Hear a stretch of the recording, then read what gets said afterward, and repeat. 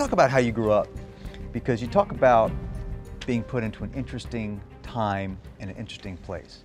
Birmingham, Alabama, early 1960s, proudly calling itself the most segregated city in the United States of America. A fascinating, maybe confusing, maybe scary place to grow up in. And in the Cutcliffe household, my understanding is the views on segregation and race were not necessarily, or not period, simpatico with much of Birmingham. Is that fair to say? Oh, zero. We actually were on the outskirts, so we weren't segregated.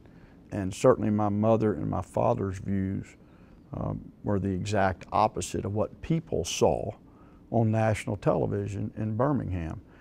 We were Catholic, and my mother used to make us get under the house in the dirt some if she heard that the Ku Klux Klan may be marching. And all of that's real. People don't understand that. That's real. Did you see that? Did you ever see the Klan? Yes. And down the street, not far from us, was a very, I'm not going to use the name, but a very prominent black gentleman that was probably one of the most prominent, wealthiest black men in the Birmingham area. And so you knew they were kind of going there some. He let us get out on his land where the creek ran through it, and you know, and it was, that part was scary. Being under the house in the dirt when you're a little kid is a scary thing. My dad was always gone and at work somewhere, so you know, it was an interesting time for all of us. I went through the battles in high school, first games between quote all white schools and all black, and then actually integration all occurred while I was in high school. And then we had riots in the school halls that got rough. We had one of our players got stabbed. You know, there was just and that was bothersome.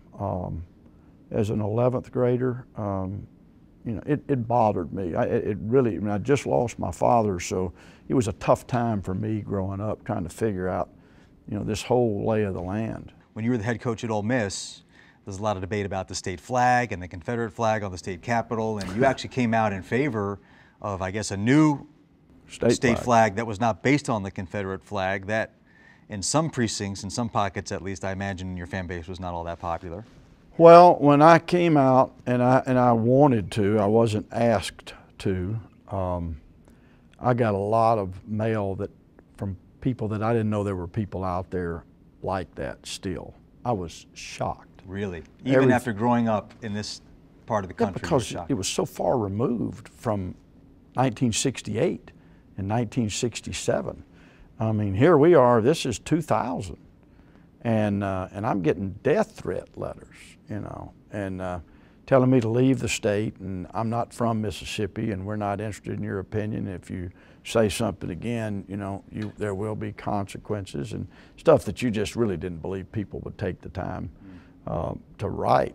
And it was kind of shocking.